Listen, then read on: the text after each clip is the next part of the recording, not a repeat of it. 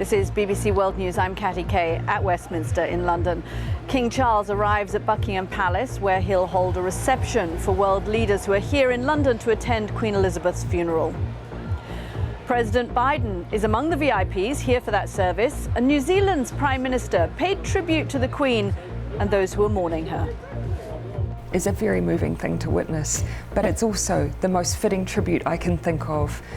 The Queen was here for her people, and now her people are there for her. Officials are expected to say later that no new mourners will be able to join the lying in state queue. Atkins, I'll be with you across the hour with stories from elsewhere in the world. We'll be turning to Japan. Millions of people in the southwest of the country have been forced to leave their homes as the region braces itself for the biggest typhoon in decades. Ukraine says more than 59 bodies have now been recovered from a mass burial site in the recently liberated city of Izium. And we'll meet the artist behind the striking portrait of the Queen, which was broadcast around the world on the news of her death.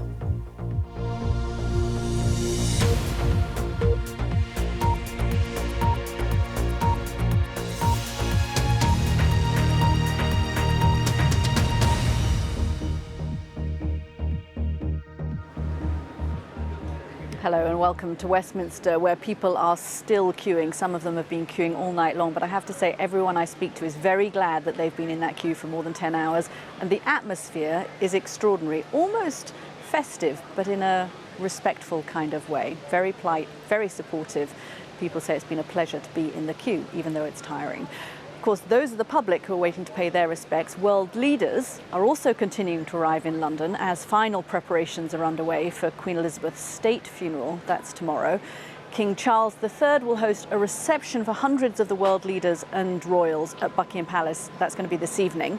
Officials are now advising anyone else thinking of joining the queue to pay their respects to Queen Elizabeth, who's lying in state, not to set off from home, with the line expected to close later on this afternoon. Of course, we'll bring you that news as soon as we get it. Last night, the Queen's 8 grandchildren, led by Princes William and Harry, stood vigil around her coffin. It is the first time that the grandchildren